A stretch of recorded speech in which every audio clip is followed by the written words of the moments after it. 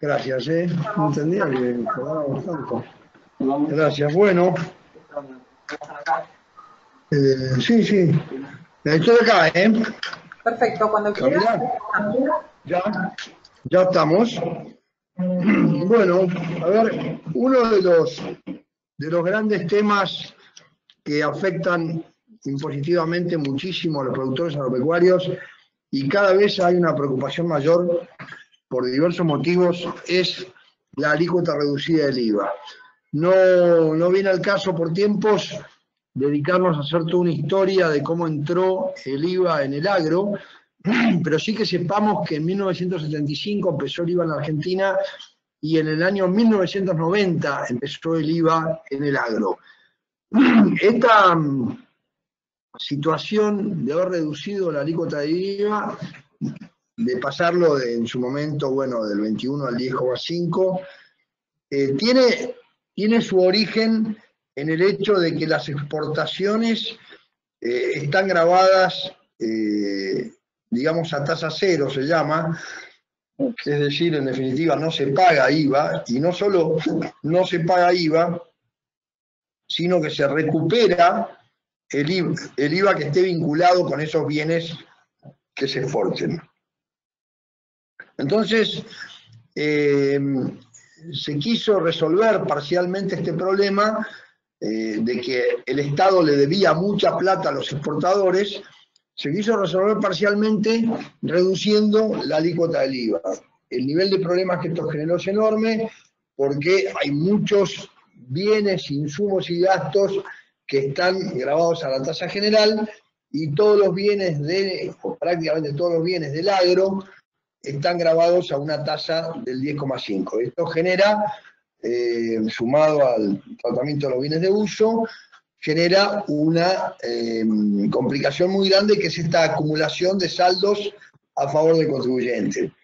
Yo lo que quiero decir es que los saldos a favor, todos sabemos que en realidad es un capital de trabajo que se queda al Estado y sobre todo que debieran ser posible de ser utilizados en forma pronta y eventualmente actualizada. Eso, en lo que hace a la liquidación del propio impuesto al valor agregado, no se admite el uso para otros impuestos de estos saldos a favor.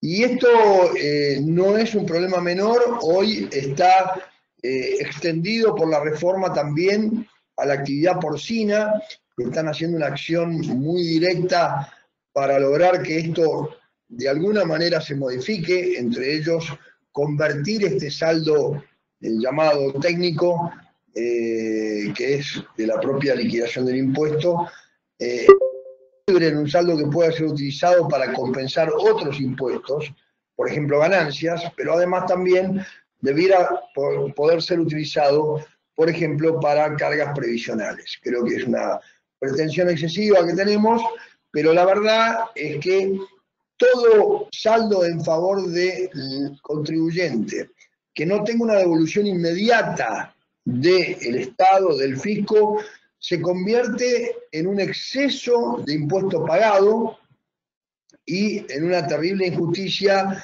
una inequidad y, a mi juicio, hasta incluso una ilegalidad, porque la ley plantea determinado nivel de tributación que se estaría excediendo. Ya hablamos entonces que esta reducción de la tasa de IVA es una excepción a la tasa general del 21% y se aplica entonces esta reducida sin importar quién es el sujeto comprador. Entonces hay que analizar la actividad primaria y yo creo que esto debiera buscarse una solución pronta, en especial vinculado a la cuestión del tratamiento de ese saldo a favor. Acá un repaso muy corto vinculado con los bienes que están incluidos en el IVA, a la tasa reducida. Sabemos que todos los animales vivos, bovinos, ovinos, camélidos, que sabemos no son camellos, sino que estamos hablando de algo tan concreto como las vicuñas y las llamas, los caprinos y todos los convenios de capitalización de Hacienda que generen alguna obligación de IVA, van también a la tasa reducida de IVA. Sin embargo, hay una serie de alguna manera, gastos que ahora vamos a ver, pero las carnes y los despojos de los animales también irían a una tasa reducida, pero hay una serie de productos o de riquísimos cortes para asado que el fisco decidió considerar que van a la tasa del 21, y eso no es en virtud de la ley, sino que es una decisión que tomó el fisco en el año 98 a través de esta resolución de la FIP, que me parece injusta, ¿no? Si nosotros hablamos de reducción de alícuota, bueno, también hay capítulos enteros de libros, capítulos que yo mismo me he dedicado a analizar estos 60 opiniones del fisco, dictámenes, que generan un problema real porque las soluciones otorgadas por el fisco en determinadas circunstancias de duda no son las que parecen más sensatas, ¿no? Fíjense incluso que la miel de abejas, 10,5 es a granel. Si yo tomo desayuno, seguramente no tomaré o comeré la miel a granel de un tambor de 200 kilos, ¿no? Con lo cual, a consumidor final, que es donde repercute en el precio, la miel está grabada al 21%, pero al productor de miel lo perjudica al abonarle solo el 10,5%. Como decimos, está lleno de dictámenes, no es la idea entrar mucho en detalle, ustedes tienen este material. Sí es importante saber que todas las labores culturales, desde que empieza a generarse la propia actividad agropecuaria, hasta la cosecha, todos esos servicios debieran estar y están incluidos al 10,5%. Incluso los fertilizantes químicos para uso agrícola tienen un tema que justamente para los que producen esos fertilizantes o para los que importan esos fertilizantes, el saldo a favor se lo han convertido en libre como saldo utilizable. Sabemos que el que se denomina libre, que es el que viene de las retenciones sufridas, no es esencialmente y verdaderamente un saldo libre, porque tiene muchas restricciones, ¿no?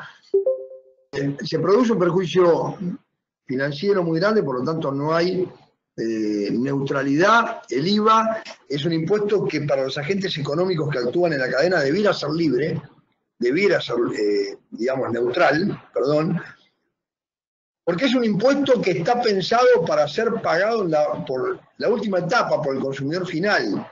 Esto no es un problema menor, ¿no? Parece que Mafalda se enojó y Mafalda dice esto es una estafa, ¿no? El perjuicio financiero que se produce con los saldos a favor, insisto, es de una altísima preocupación que de alguna manera el Estado, más precisamente el Ministerio de Agricultura, está intentando buscar alternativas para solucionar, al menos en forma parcial, este gran problema que todos conocemos y sufrimos, ¿no? Hay que creer en el cambio, justamente, las cosas creemos que se van a cambiar, algunos lo llaman final, yo lo llamo empezar algo nuevo. No voy a hablar de cambiemos, sino de creer en un cambio. Vamos a tomar el otro power que tiene que ver con algo interesante, que es la parte de planificación. Con toda seguridad, lo que es la reforma seguramente va a quedar para la próxima charla, ¿no? Acá, a ver, ¿es lícito planificar? ¿Yo puedo planificar? ¿Tengo alguna penalidad por planificar mis impuestos? La verdad que es totalmente admisible planificar, vamos a ver un poco la presión fiscal, a recordar algunos nudos tributarios y vamos a la planificación a pleno con la organización. Esta imagen creo que ya la mostré, donde está involucrada la idea de lo que es la presión fiscal general, donde aparecen derechos de exportación, sabemos lo que está pasando con la soja, el impuesto a las ganancias con distorsiones por el problema del ajuste por inflación, los impuestos patrimoniales, en el caso el impuesto a los bienes personales, el impuesto al débito y crédito, que sabemos que para las pymes hay pagos a cuenta interesante, los efectos del IVA, acabamos de mencionar el tema, el impuesto por parte de las provincias, el impuesto inmobiliario que tanto está pegando en las rentabilidades, el sellado, que hoy hablábamos, que es un costo relevante, el impuesto a los ingresos brutos, que sabemos el daño que produce y la irracionalidad que tiene, el impuesto a la herencia, que en una provincia como Entre Ríos ha sido planteado como un impuesto que es inconstitucional en la provincia de Entre Ríos, pero sí en la provincia de Buenos Aires sigue existiendo. Entonces, también las tasas, hay muchas tasas que se convierten en verdaderos impuestos y entonces incrementan el costo fiscal de una manera muy perjudicial, porque los municipios tratan de defenderse para obtener sus ingresos aplicando tasas que muchas veces no están acorde a un verdadero servicio, ¿sí? Y también dentro de los costos previsionales, tenemos actividades con presunciones. Un segundo, por favor.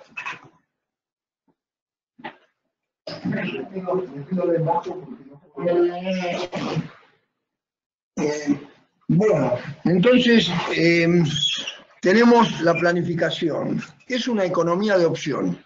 La planificación es una economía de opción. Es decir, yo puedo optar por desarrollar determinada actividad bajo determinado contrato, por ejemplo, que vivimos varios, o bajo determinado otro contrato. Puedo optar por cerrar ejercicio en un determinado momento, en un determinado mes, cuando constituyo la sociedad, o lo puedo modificar eventualmente si tengo motivos. Puedo también, además del contrato, puedo desarrollar la actividad en forma de persona física o en forma de sociedad. Puedo hacer distintos tipos de sociedades con diferentes efectos. Puedo hacer un contrato de fideicomiso. Puedo vender al contado o en cuotas. Puedo hacer un contrato de leasing. Puedo darle muchísimas formas. Lo importante es que en esta planificación no se muestre a través de los contratos, los acuerdos y las sociedades algo distinto de la realidad económica. Por eso acá no tiene que haber simulación, no se tiene que vulnerar el espíritu de la ley, no tiene que haber abuso de una figura jurídica en el cual yo la utilizo, pero en realidad estrictamente por debajo estoy haciendo algo diferente. Y no tiene obviamente que haber dolo, porque entraría en el ámbito de la parte subjetiva, de la parte sancionatoria, aunque también de la parte fiscal.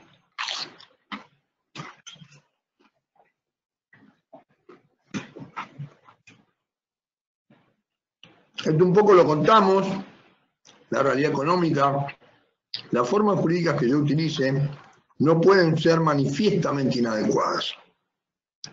Yo tengo el derecho, como insisto, de elegir en qué sujeto, sobre qué sujeto desarrollaré mi actividad, sobre qué contrato utilizaré, pero me pueden discutir que no es lo más adecuado, pero cuando aparece una discusión de manifiestamente inadecuada, es donde tenemos el gran problema de la planificación, que se convierte en realidad, esa falta de realidad económica, en algo mucho más grave, ¿no?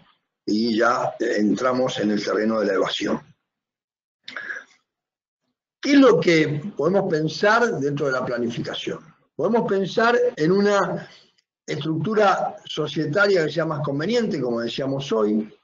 ¿Cómo me conviene hacer esto? ¿Me conviene hacerlo en una UTE? ¿Me conviene hacerlo en un fideicomiso? ¿En una sociedad simple? ¿En una sociedad responsable limitada? ¿En una sociedad anónima? ¿En los nuevos tipos de las sociedades unipersonales anónimas? Bueno, de distintas formas. Depende, probablemente también, entre otras cosas, la actividad, por cuánto tiempo la voy a desarrollar, si hay muchos accionistas o no, depende del interés de esos socios accionistas, si en retirar fondos o no, capitalizarlos. Bueno, será la alternativa entonces de qué estructura de sociedad voy a elegir y además hoy hablábamos de qué fecha de cierre voy a definir. El objetivo es evitar impuestos innecesarios. Hoy hablábamos del impuesto de sellos en estas operaciones de carta oferta. Bueno, por ahí evito un impuesto innecesario. Hablábamos de los contratos asociativos de capitalización, donde la distribución de frutos no genera impuesto a los ingresos brutos. Estoy evitando un impuesto a través de una figura. Pero bueno, hay que ver también las intenciones de ese productor, de ese contribuyente, cómo se desarrollan a posterior. Hay que ver qué negocios alternativos tiene el propio negocio que encaro esta empresa.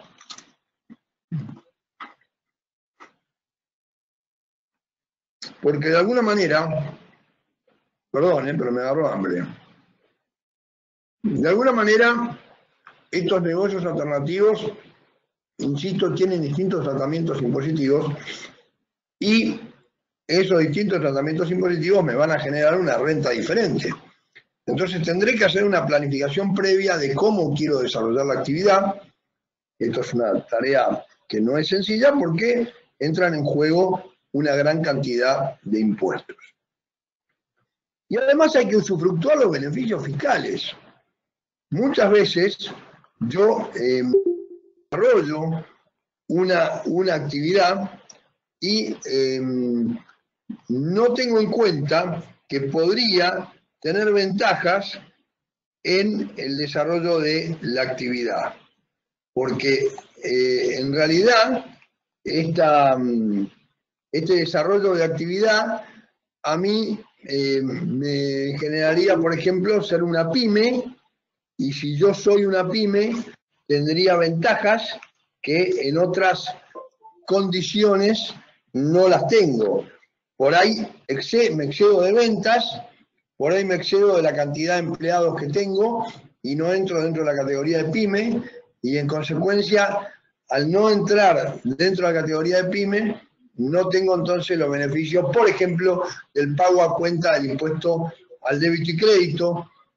Por ejemplo, no puedo tomar una deducción especial en el impuesto a las ganancias que está previsto para la compra de bienes de uso, un pago a cuenta del 10% a cuenta de ganancias.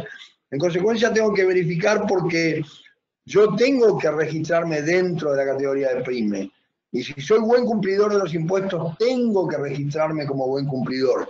Si no, esas ventajas no las tendré. Vamos de lleno al tema. Vamos de lleno. El tipo societario. Hoy hablábamos. ¿Qué pasa?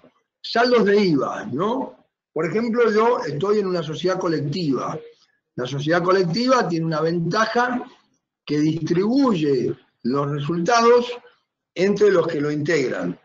Al ser varias cabezas sobre las cuales se distribuye el resultado, la ganancia, el resultado impositivo, cada uno tiene sus deducciones y en consecuencia, teniendo sus deducciones, va a tener cada uno, además de esas deducciones, los mínimos, va a tener una tabla progresiva para ser aplicada, a diferencia de una sociedad de responsabilidad limitada, por ejemplo, que tiene la tasa directamente del 35 o del 30%.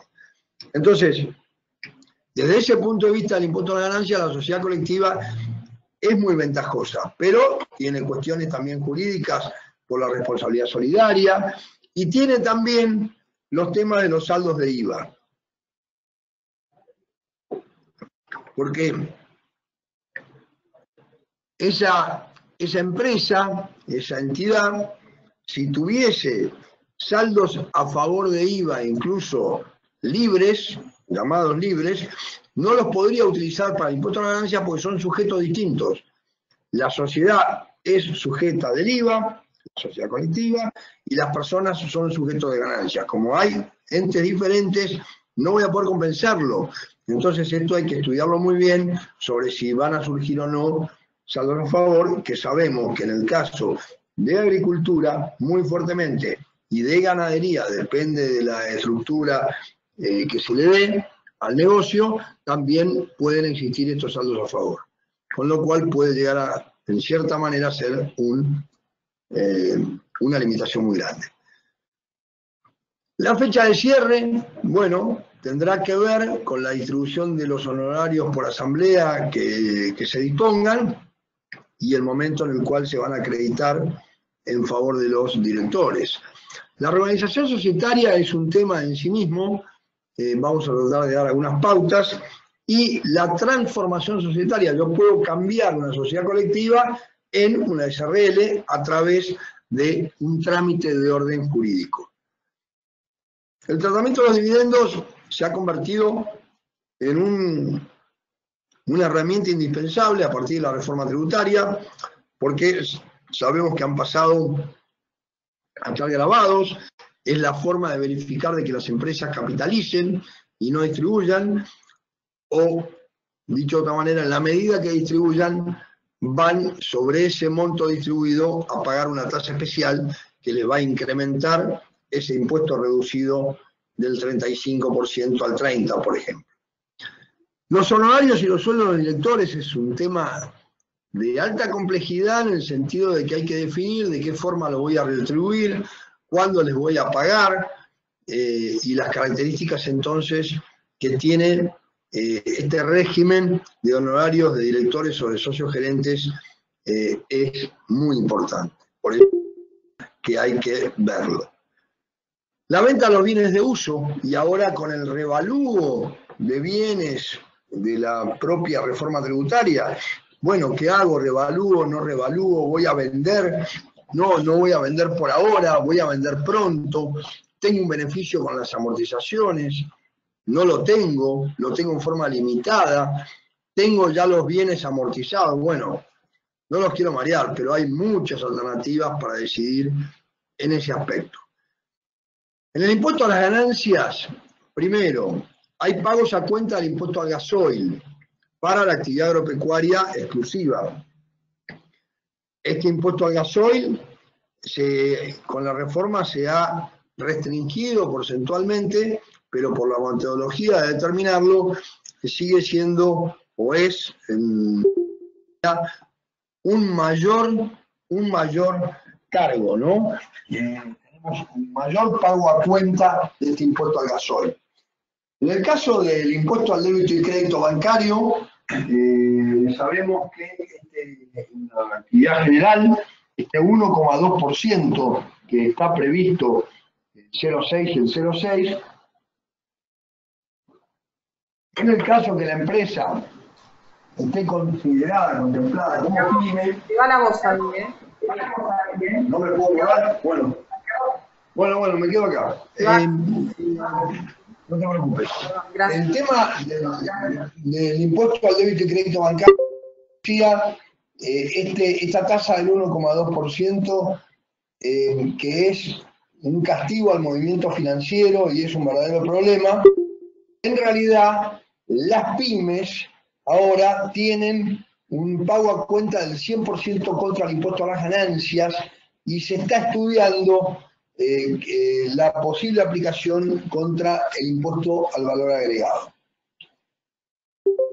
Las grandes empresas, si no son pymes, también hay un mayor pago a cuenta para que este impuesto nefasto, que nada tiene que ver con la rentabilidad, sino con el flujo de fondos, se pueda acelerar el cómputo del crédito a través de la reforma y ya está en funcionamiento un mayor pago a cuenta. El tema de los anticipos. El tema de los anticipos es un tema fundamental porque en el impuesto a las ganancias, sobre la base del impuesto del año anterior, restando las retenciones sufridas, se calcula el régimen general de anticipos. Con lo cual, el contribuyente se presume que va a tener una actividad parecida, similar o equivalente al nivel de ganancia que tuvo en el año anterior. Entonces, se utiliza un régimen para las sociedades y se utiliza un régimen para las personas físicas. Este año vale aclarar que las personas físicas han comenzado sus anticipos bimestrales a partir del reciente y actual mes de agosto, y después tendrán que pagar en octubre, en diciembre, en febrero y en abril. Son 5 anticipos del 20%. Lo importante de estos anticipos es que existe una posibilidad de optar por una reducción, pero hay que tener especial cuidado que estas reducciones solo se pueden llegar a buen puerto, en definitiva, si efectivamente opté con una estimación correcta. Quiero decir, si yo no tengo una estimación correcta, voy a tener verdaderos problemas de costos e intereses. Entonces hay una resolución, que es la 327, que tiene toda la normativa de cómo se procede a esta tarea, que depende si es persona física o sociedad, requieren las sociedades un dictamen especial de los contadores, pero bueno, hay que demostrar cómo se estimó el impuesto del periodo y las retenciones a sufrir.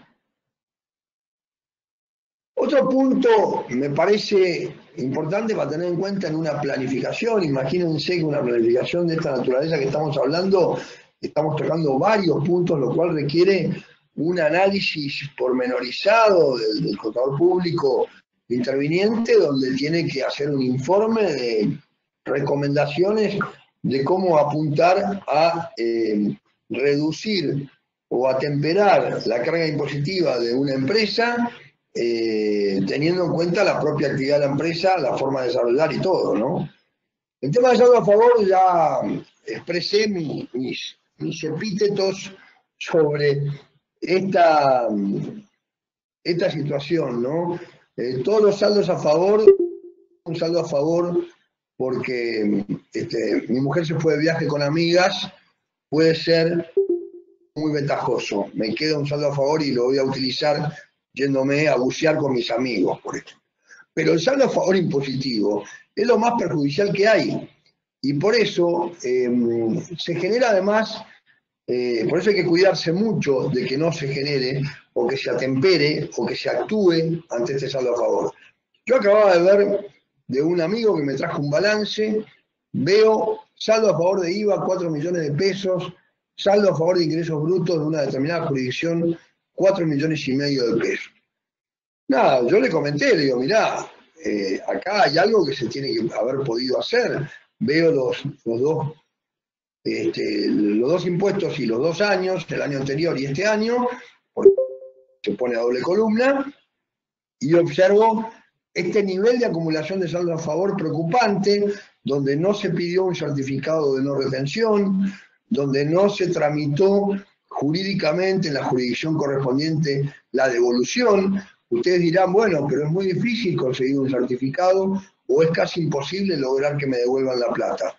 Bueno, hay que, toda empresa, toda acción que no se hace ya está perdida de entrada, con lo cual me parece que acá corresponde el análisis en toda empresa de los saldos a favor, ¿no? Y hay que ver, pueden ser saldos libres, pueden ser saldos de las retenciones sufridas que no estaría devolviendo en tiempo y forma el fisco actualmente por el tema de los granos, y en consecuencia hacer una acción jurídica para lograr la devolución que le pertenece ese dinero al contribuyente, en este caso al productor, ¿no? El tema de las retenciones y percepciones, bueno, parece mentira, pero si la contabilidad no es pulcra, si la contabilidad no es completa, si la contabilidad no es oportuna, Y bueno, vamos a tener el problema de que muchas veces hay retenciones que se sufren de distintos impuestos y percepciones que nosotros facturamos, o que nos han facturado, perdón, algún proveedor. Hay cargos por ingresos brutos en las cuentas bancarias, ustedes lo saben y lo sufren. Y en definitiva, todo esto hace a un pago a cuenta del impuesto correspondiente en la propia liquidación. Estamos hablando de ganancias, bueno, serán de ganancias, puede haber importaciones de bienes que después vendo. Hay muchos motivos para que aparezcan estos conceptos que son pago a cuenta del impuesto final, y eso hay que revisarlo. El tema de las inversiones productivas, algo hablé muy al pasar. Las empresas pymes tienen el derecho, la posibilidad de registrarse como tales y hasta el 31 de diciembre del 2018 adquirir bienes y tener bienes de uso, bienes productivos, bienes para el uso productivo, y tener el derecho al pago a cuenta del 10% de esa inversión. Tiene un límite de las ventas de entre el 2 y el 3%, depende de la categoría que esté incorporada a la empresa, con lo cual creo que es una ventaja que no hay que perdérsela. El tema de la planificación pasa también por otros rubros, ¿no? Insisto mucho en los pagos a cuenta, en los distintos impuestos. Si yo tengo derecho a tomarme el pago a cuenta al gasoil, tengo que buscar o tengo que tomar la precaución de contabilizar esos comprobantes en forma correcta para aprovechar y usufructuar ese beneficio del pago a cuenta al gasoil. Lo mismo el impuesto al débito y crédito. Si yo lo contabilizo, en vez de como impuesto al débito y crédito, lo contabilizo como un gasto bancario, no lo tendré identificado a los fines de computarme el pago a cuenta que me corresponde y que se permite. Lo mismo pasa, dijimos recién, con los anticipos. Parece mentira, pero bueno, el consumo a cuentas tributarias es una buena práctica, porque muchas veces ahí aparecen efectivamente los anticipos pagados y registrados por el fisco. Sí, también lo que hablamos de la posibilidad de optar por reducirlos con toda la precaución del caso. ¿Puedo tener saldos a favor y olvidarme que están? Uno dice, no, no puede ser. Bueno, yo me puedo olvidar, puedo no captar por problemas registrales o por distracción de que existe un saldo a favor de IVA libre que podría haber utilizado para ganancias, por ejemplo, o a la inversa, un saldo a favor en ganancias en la última declaración de impuestos que no la utilicé, por ejemplo, para un IVA a pagar. Puede haber otras alternativas. Y ya recién dijimos y hablamos del control de las retenciones y percepciones. Bueno, para los próximos 10-12 minutos se viene un tema fuerte, a mi juicio. Esto tiene que ver con la reorganización de empresas. Y digo empresas, no sociedades, porque esto abarca en general a todas las empresas. A ver, ¿cómo podemos encarar este tema? ¿Qué es una reorganización? Una reorganización tiene que ver con una figura que está prevista en la propia ley de impuestos a las ganancias que pueden adquirir las sociedades y empresas para hacer una suerte de acumulación de bienes, que sería una fusión o división de bienes. En realidad de bienes que pertenecen a entidades, ya sea empresas o sociedades, que pueden lograr así una fusión, una integración de los dos patrimonios, o pueden dividirse los patrimonios que conforman actualmente una sola empresa o sociedad. Esto, a ver, es una figura muy frecuente que se utiliza por parte de las, en general, empresas familiares. También las hay de organizaciones de grandes entes económicos, incluso nacionales y transnacionales, es decir, directamente integrando también entidades del exterior. Pero vamos a lo llano, vamos a lo nuestro. Una empresa agropecuaria donde ha sido heredada por diferentes hermanos que tienen un trato adecuado, se aprecian, son hermanos de sangre. Sin embargo, cada uno tiene su vida, cada uno tiene su recorrido. Habrá quienes están solteros, acá habrá quienes estarán casados, con hijos, sin hijos, divorciados. La situación personal que sea que les haya tocado en la vida, habrá quienes tienen hijos que les interesa continuar con la actividad agropecuaria, habrá aquellos que no, y todas estas cuestiones que pasan por nuestra consulta en forma permanente, porque es muy frecuente esto, insisto, lo mejor es hacer división de bienes cuando los hermanos, cuando las partes se llevan bien. Cuando ya hubo rispideces, hubo complicaciones, hubo culpas que se han echado entre las partes, esto se hace mucho más complicado, porque tienen que caminar juntos necesariamente durante 2 años luego de instrumentar este régimen. Este régimen tiene, insisto, acá vamos a hablar un poquitito, ¿no?, del concepto que hablamos, es un proceso de organizar de nuevo. Es la creación de una nueva entidad con negocios de la anterior. Es en definitiva una división de una sociedad, por ejemplo, puede ser una sociedad de hecho que yo tenía, formada por 3 hermanos. Bueno, podría cada hermano recibir sus bienes. Y por eso es que comprende también a otras sociedades. Bueno, muchas veces, cuidado que cuando hay un inmueble rural que está arrendado, no hay empresa, y entonces la única alternativa es constituir nuevas sociedades.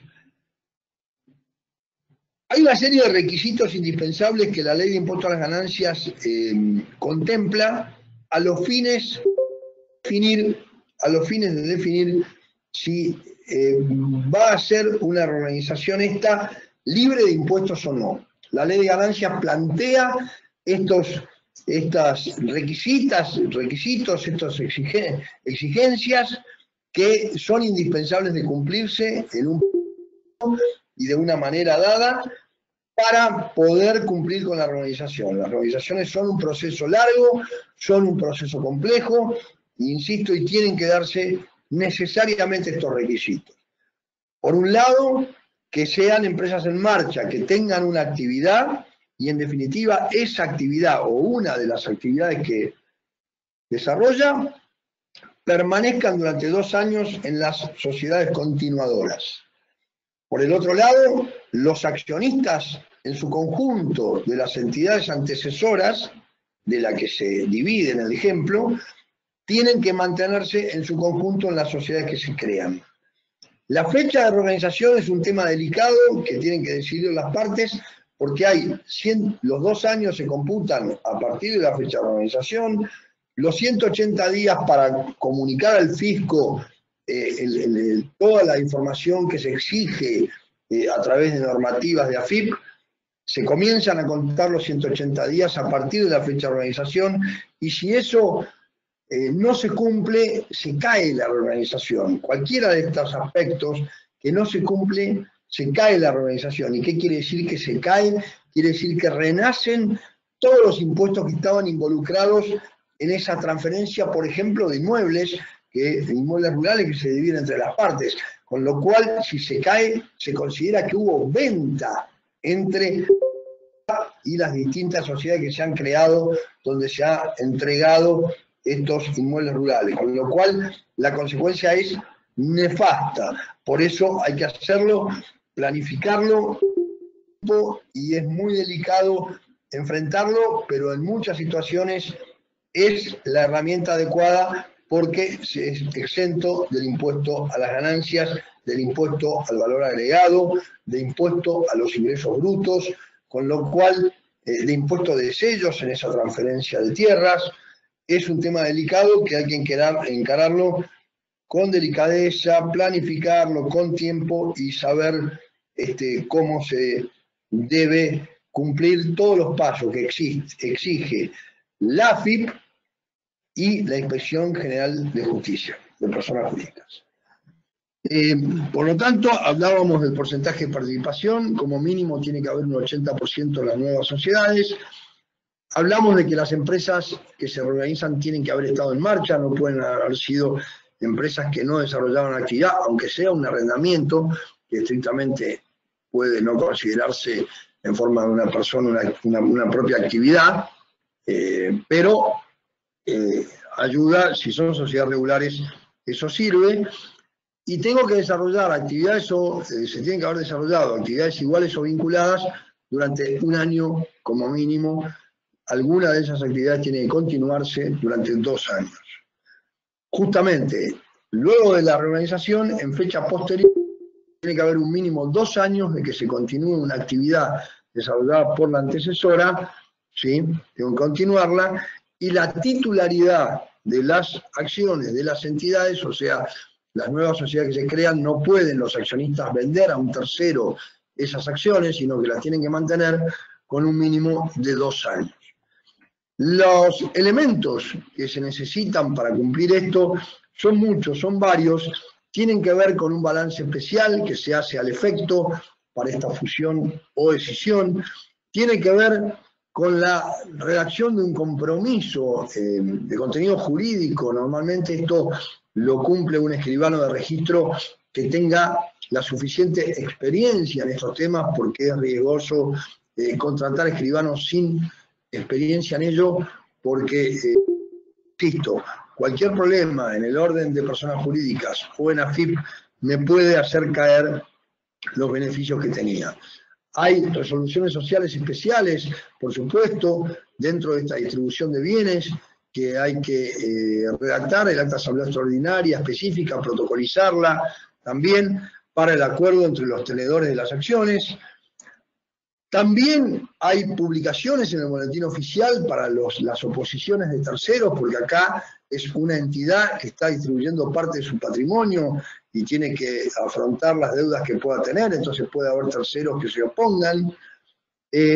También se hace, por supuesto, un escrito de un acuerdo definitivo que se inscribe en el registro público de comercio, en personas jurídicas allá en Capital Federal, si la sociedad tiene domicilio aquí, y luego otro paso posterior es la inscripción, luego de la reorganización, la inscripción de los bienes registrales transferidos, que, por ejemplo, pueden ser maquinarias, pueden ser automotores, pueden ser inmuebles rurales, y desde ella hay una transferencia directa de una entidad a otra de los bienes y de otra serie de características, que son justamente los beneficios impositivos que tenía y le correspondían a la empresa o a la sociedad antecesora, se trasladan a las continuadoras, ¿no? Por ejemplo, puede haber algún mismo beneficios y compromisos. Si yo hice una venta y reemplazo,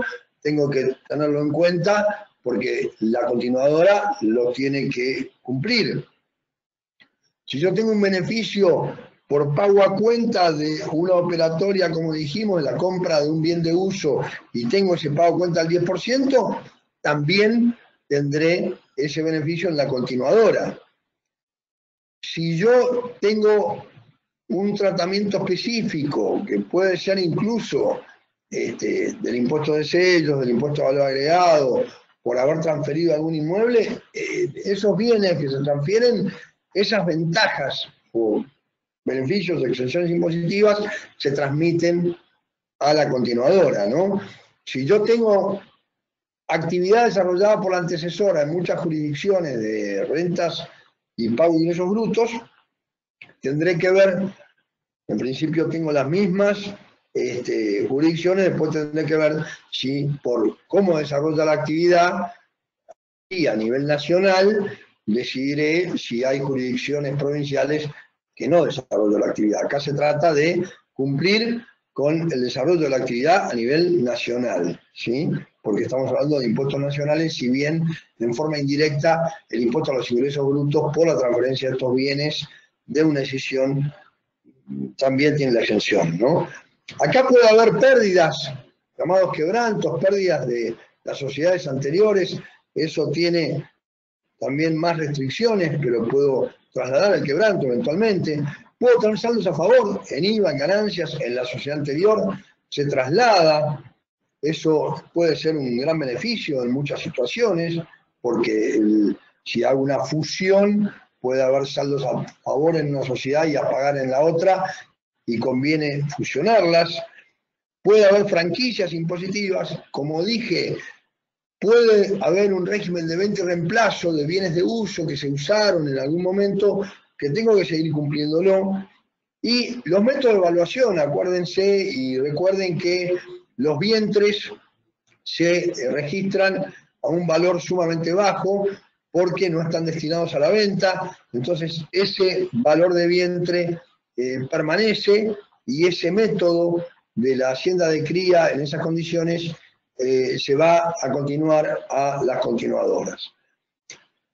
En lo que hace a una transformación societaria, lo que se hace es cambiar el tipo societario, pasa de una, por ejemplo, SRL, como pusimos el ejemplo, ¿no? Y lo que se hace es un cambio de ropaje, o sea, jurídicamente los bienes que le pertenecen son los mismos, la sociedad es la misma, mantiene su número de quit, mantiene todo y continúa con la actividad tal como estaba previsto, no hay una disolución y en definitiva esta transformación es algo mucho más sencillo que una reorganización, puede ser conveniente en determinadas situaciones y es algo que tenemos una demora o podemos hablar de una demora de poco tiempo, ¿no? De 30 a 40 días, mientras que una reorganización estamos hablando de por lo menos un planteo de arriba. Yo diría que el tema reforma tributaria lo dejaríamos para otro día. Quiero hacer una reflexión sobre los impuestos en general. Y el tema de la reforma tributaria, estamos todavía con decretos reglamentarios pendientes. Y Camila, con todo este nivel de seriedad que implican los impuestos, me permito hacer una disquisición, que es por ahí una pregunta que a veces hago y que va a ser difícil acá la respuesta, sobre todo que lo interesante es ver cómo ante esta pregunta las mujeres se ponen coloradas. Se ponen rojizas en la piel. Porque, ¿me permitís? ¿Vos querés que ponga la camarita a ver si me pongo colorada? Ponela. Sí, ponela.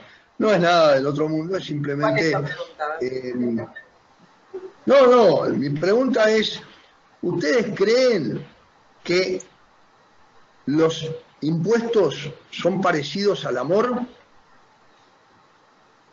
Realmente yo estoy convencido que sí. ¿Por qué? Porque los impuestos, para poder responder esto hay que ver cómo hace el amor el cuerpo espín. Y el cuerpo espín lo hace con mucho cuidado, igual que hay que tratar a los impuestos. Muchas gracias. ¿Qué cierre? Estoy acá sin alguna pregunta. ¿Vos habías adivinado? ¿Habías adivinado, Camila? No me esperaba esta sorpresa. Tope de gama. No. Tope de gama. ¿Cómo no pega? No sé si tenemos alguna... ¿Cómo no pega? Queda reforma, vamos a ver la semana que viene. Y el material lo tienen en el aula, donde dice documentos, en la solapa documentos que podemos cargar. Tenemos una pregunta. Sí, lo que quieran.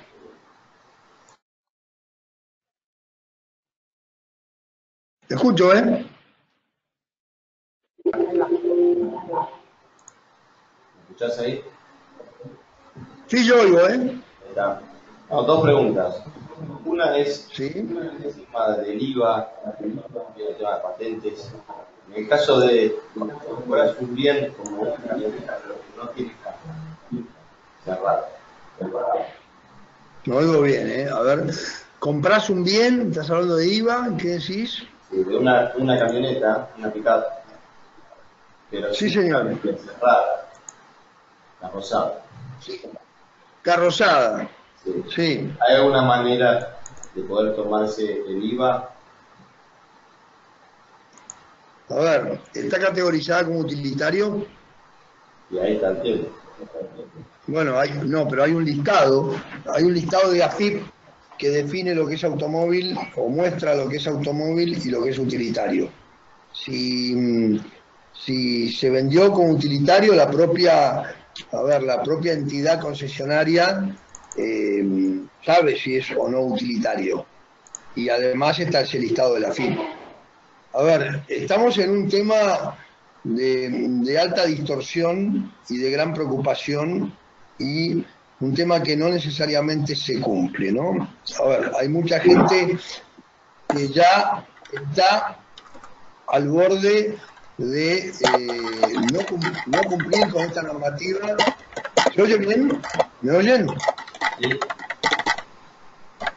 Oigo ruidos del micrófono. ¿Me oís? Sí. Sí. No, lo que te digo es que hay mucha gente que no está cumpliendo con esto, porque está claro, ¿no? La ley es clara y está en la ley. Yo tengo un límite para el cómputo de crédito fiscal absolutamente ridículo, de un valor de automóvil de 20.000 pesos, no dólares, pesos, y en definitiva son 4.200 pesos que me puedo tomar de crédito fiscal de IVA, y yo recomiendo a nadie que se lo tome si se considera que esto es un automóvil, porque si se toma ese límite de 4.200 pesos, que está cumpliendo con la ley, cuando lo venda puede interpretar el fisco la gravabilidad de todo el valor del automóvil, si se toma ese tope. Hay gente que se está tomando en contra de la ley el total del crédito fiscal, por el nivel de distorsión que esto tiene, pero es incorrecto, es ilegal. La alternativa en lo que es una camioneta, insisto, a ver, depende de muchísimas cosas. En primer lugar, cómo lo categoriza la concesionaria. Y además está el listado para bienes personales, para la evaluación, que está en la página de la AFIP, donde aparece el listado de todo lo que es, por un lado, automóviles y por otro lado, utilitarios. Si ese vehículo es considerado utilitario, no hay duda que el crédito fiscal se puede tomar en su totalidad. Si ese vehículo está registrado como automóvil, bueno, existe el riesgo importante de que el fisco me impugne ese crédito fiscal tomado. No hay otra, por lo menos a mi juicio. El tema automóvil ha sido un tema que sigue siendo insólitamente, no se ha modificado con la reforma tributaria, un tema de altísima distorsión. A ver, Santiago, tenemos otra pregunta. Esta vez es Nahuel Llegado, que está conectado en remoto. Nahuel, tenés abierto el micrófono, a ver si podemos preguntar. Hola, buen día. Sí, ¿qué tal, Nahuel? Perdón, ahí, adelante. Buen día. Te quería consultar lo del contrato de tambero, contrato asociativo. ¿Cómo afecta el IVA del productor en caso de un porcentaje, ¿no?, al trabajador? ¿Y cómo se definen bien los objetivos para no caer en una relación de dependencia en caso de un posible conflicto, ¿no? Bueno, ahí Nahuel, hay un tema, diría, más jurídico que tributario, ¿no? El contrato tambero, con la última ley, justamente se define como asociativo. Y el tambero mediero, a mi juicio, en principio, no está en una relación de dependencia con el tambero titular, el dueño, justamente porque recibe un porcentaje de los frutos. Es un contrato asociativo por la propia definición de la ley, y creo que vas a tener que consultar el tema desde el punto de vista jurídico, cómo lo entiende un abogado, ¿no? Yo entiendo que no hay una relación de dependencia, pero bueno, tiene un costado jurídico relevante. La propia definición del contrato es un contrato asociativo. Y no hay una, digamos, incluso el tambero mediero lo que hace es desarrollar una actividad relativa, en el sentido de que tenga una dependencia sobre los actos que él va a desarrollar. Él conoce, o debiera conocer, su actividad y la desarrolla con independencia de órdenes que le pueda estar dando el tambero titular. En consecuencia, yo creo que el secreto está ahí, ¿no? Está bien, está claro. Muchas gracias. No, de nada. Gracias a vos, Nahuel, por participar. A ver si tenemos alguna pregunta más. Pareciera que no. Bueno, perfecto. Vamos cerrando entonces, Santiago, y comunicaremos la próxima charla por las vías ya conocidas. Les recuerdo que la semana que viene tenemos clima el 30, así que los esperamos tempranito. Un cariño enorme para vos. Muchísimas gracias. Bueno, agradezco a todos, te agradezco, Camila. Y bueno, nada, aquí desde el piso, lo de la radio, saludo a todos y espero haya sido fructífero. Claro que sí. Un cariño, Santiago, nos vemos. Chao, chao. Chau, chau.